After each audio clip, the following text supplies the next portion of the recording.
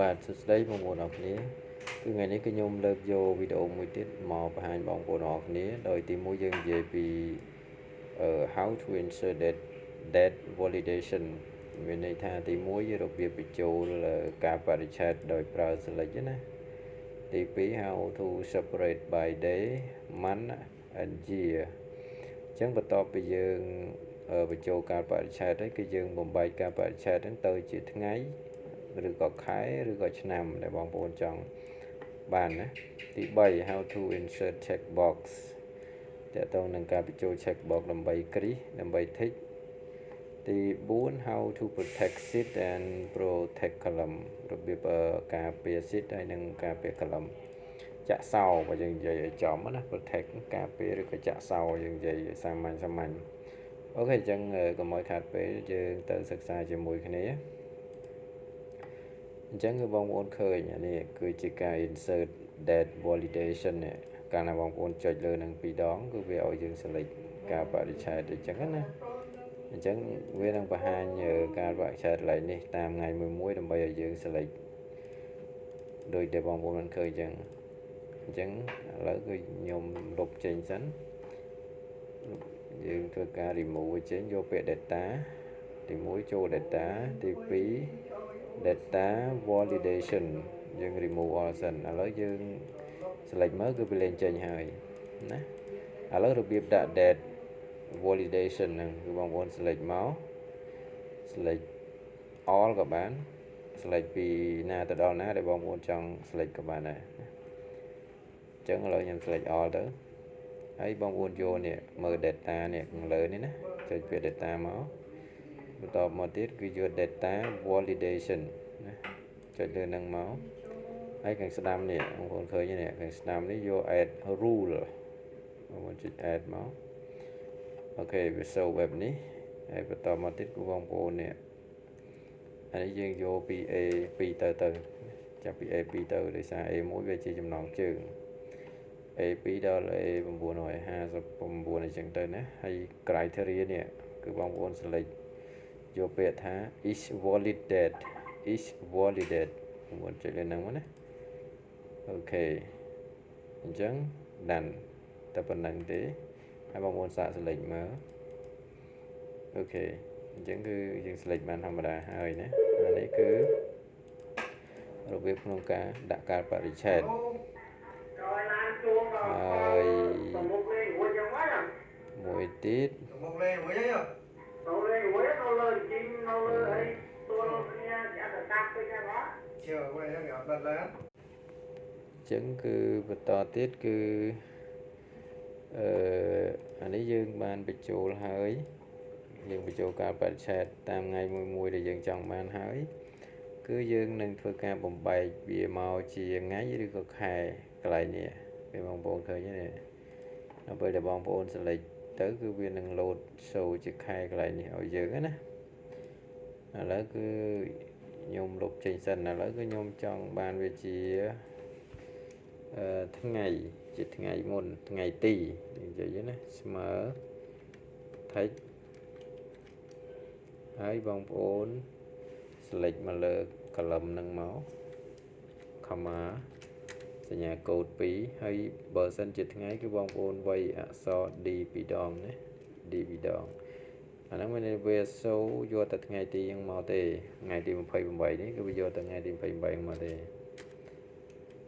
បាត់វងកញ្ចក់មកសញ្ញាថ្មីកដោបាត់វងកញ្ចក់វិញហើយ enter បាទអញ្ចឹងគឺវាសូតែថ្ងៃទីមកទេណាមួយទៀតចង់ឲ្យវាទៅជាខែកាលណាទៅជាខែគឺអក្សរ M ណា M 3ដងមកគឺវាសូជាខែមកហើយណានេះសូជាខែហើយចង់ឲ្យវាទៅជាឆ្នាំគឺបងប្អូនប្រើដូចគ្នាវាយអក្សរ Y 4ដងមកនេះគឺវាសូមកអានេះគឺរបៀបបំបែកវាទៅជាឆ្នាំដែលយើងបាននិយាយនៅក្នុងចំណុចទី2នេះណា how to separate by day month and year ទី3គឺ insert checkbox តើយើង insert វាមិន lấy mùi này nè ở đây họ thà anh ấy cứ chỉ cần làm check box cho check bóng vốn select lơ vì máu select cái làm bóng màn để bóng vốn trong bán hơi bóng vốn chỉ rồi vô biệt thà insert nè ăn lơ nè insert đó vô biệt thà check box ok chẳng có viên đằng số và ọp mà ở dương nằm bài giấy kri bài ở dương kriនេះគឺជាការដំណាក់កាលទី3ដែលយើងនិយាយពីការ insert checkbox ទី4យើងនឹងនិយាយពី protect sheet ឬក៏ protect column ការ protect sheet protect column ហ្នឹងគឺវាដោយការណែនាំតទៅនេះទី1តើបងប្អូនចង់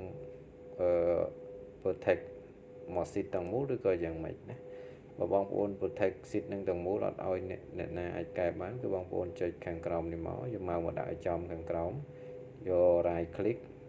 ចុចខាងស្ដាំមួយយកពាក្យថា protect sheet ក្នុងមួយ sheet ហ្នឹងមានន័យថាគ្មាននរណាម្នាក់អាចកែបានទេណាទិន្នន័យហ្នឹងហើយយកពាក្យថា set permission អូខេអញ្ចឹង set permission ហើយយើង select បើសិនជាយើងយក custom មានន័យថាយើងឲ្យ set ទៅលើអ្នកណាម្នាក់ដើម្បីឲ្យគាត់អាច edit អាចកែបានដូចគ្នាណាហើយប្រសិនបើយើងយកពាក្យថា only you and spreadsheet owner មានន័យថាអត់មានអ្នកកែបានទេគឺកែបានតែយើងទេណាជា admin អញ្ចឹងខ្ញុំយក only you ចុះណាអានេះគឺរបៀបកែតែបានតែយើងខ្លួនឯងទី2របៀបចាក់សោ column ឥឡូវខ្ញុំចាក់សោ3 column នេះគឺដូចគ្នាបងប្អូនចុចយកពាក្យថា data យក protect sheet and rank យក set permission ហើយយក only you ដូចគ្នាឬក៏បងប្អូនចង់អនុញ្ញាតឲ្យនរណាម្នាក់គាត់អាចកែក្នុង column 3នឹងបានគឺបងប្អូនអាចធ្វើការបញ្ចូល email របស់គាត់កន្លែងនេះឬក៏ Gmail ណាដើម្បីឲ្យគាត់អាចកែបានហើយបងប្អូនចុចដានមកវាជាការស្រេចណាអញ្ចឹងអានេះគឺខ្ញុំនេះអញ្ចឹងឈ្មោះ2នេះគឺគាត់អាច edit បានអាចកែបាននៅក្នុង column 3ហ្នឹងដែលខ្ញុំ select ហ្នឹងអូខេហើយចុច save មកចុចដានមកអញ្ចឹងអានេះយើងចង់ select column ណាយើងចង់អនុញ្ញាតឲ្យហើយប្រសិនបើនេះបងប្អូនចង់ឲ្យណាម្នាក់ក្រៅពីហ្នឹងគឺបងប្អូនបិទទាំងអស់ប៉ុន្តែអនុញ្ញាតតែ column នេះមួយទេទៅឲ្យបុគ្គលឈ្មោះA ឈ្មោះ B អញ្ចឹងមកអញ្ចឹងបងប្អូនចូល protect set permission ហើយយក custom ហើយសរសេរតែ Gmail គាត់ម្នាក់នេះចូលមកអញ្ចឹងណាបងប្អូនបាទហើយយកពាក្យដានអញ្ចឹងបងប្អូនអាចសរសេរ Gmail របស់ណាម្នាក់ទៀតនេះថាឧទាហរណ៍គាត់ម្នាក់នេះចុះអូខេបងប្អូន save មកគាត់អាចកែបាននៅក្នុងនឹងនេះហើយមានលក្ខខណ្ឌថា share with people ហ្នឹងតើគាត់ editor ឬក៏ជាអី viewer ហើយអ្នកផ្សេងទៀតបើសិនជាយើងគ្រីសកន្លែងនេះមានន័យថាយើងអនុញ្ញាតឲ្យអ្នកផ្សេងទៀតក្រៅពីហ្នឹងគឺអាចមើលបានដូចគ្នាអញ្ចឹងគឺលក្ខខណ្ឌមានតែប៉ុណ្្នឹងទេហើយយើងចុច share មកនឹង alert នៅក្នុង Gmail របស់បុគ្គលហ្នឹងឬក៏ឈ្មោះម្នាក់ហ្នឹងដែលយើង share ទៅឲ្យគាត់ណាបាទអរគុណច្រើនសម្រាប់ការទស្សនានៅថ្ងៃនេះហើយប្រសិនបើបងប្អូនណាម្នាក់ដែលគាត់ដែលចង់រៀនឬក៏ឆ្ងល់បន្ថែមចង់សិក្សាបន្ថែមបងប្អូនអាចធ្វើការឆាតចូលប្រអប់សារឬក៏តាម Telegram ដែលខ្ញុំបានដាក់នៅខាងលើហ្នឹងបាទអរគុណសម្រាប់ការទស្សនានៅថ្ងៃនេះ